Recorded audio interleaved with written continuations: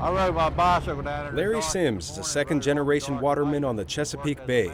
For more than half a century, he earned his living by pulling crabs and catching fish from these waters. When I was a young man, and 50 years ago, when I fished up the bay with one of my uncles shad fishing. In the spring of the year, we dipped water out of the bay and used it, put it in her water bucket. We washed her dishes, made her coffee, and all that stuff. Water was fresh in the spring, and it was clean. You wouldn't dare do that today. You know, you don't even want to get it on you today. You know, so in 50 years, that's how much that's changed. So what happened? It's just more and more population. You got more and more sewage, more and more that's not treated. Waterman Chucky White, whose father worked the bay before him, agrees with Simms. It's sad that they, you know, that they're willing to just throw it all away. You know, and I'm not talking about what I do for a living, I'm talking about the Chesapeake Bay. Both men work from the nearby seafood town of Rock Hall, Maryland, where town manager Ronnie Fithian says that several factors come into play.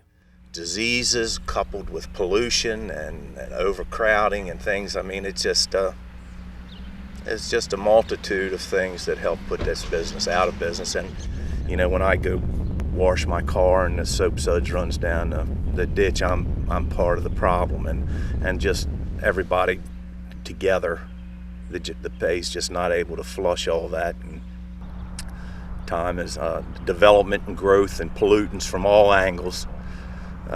No one person, I think, is entirely to blame. It's just the whole world. So how did it get to this point? It's just the public not wanting to spend the money to do it the right way. You can do it the right way and you can have a nice clean bay, have all these people and all that, but everybody wants to do it the cheap way, want to cut corners. They can't keep dumping into it, you know?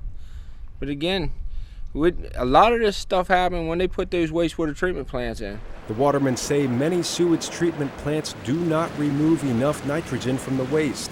And many experts agree that elevated nitrogen levels threaten both water quality and aquatic life.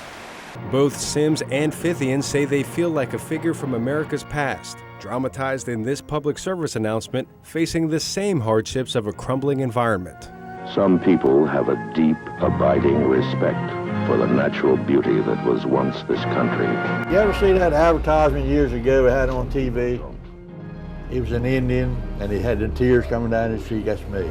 People can stop it. But there is hope for the bay, and Simms says that it can be saved. Well, I would tell the people to talk to their politicians and tell them they're willing to pay a little extra money to upgrade their sewage treatment plants. But adds that our present course requires changes. Yeah, if you had a magic wand and you could stop all this dumb stuff we're doing to it right now, in 18 months it'd be like it was 50 years ago. You can bounce back quick, but you got to stop doing what you're doing. Fithian echoes the dark forecast. I think, in all honesty, there are some little bit of lights at the end of the tunnel that hopefully things will turn around, but it'll never be like it used to be. From the waters of the Chesapeake Bay off the shore of Rock Hall, Maryland, Arash Arabasadi, VOA News.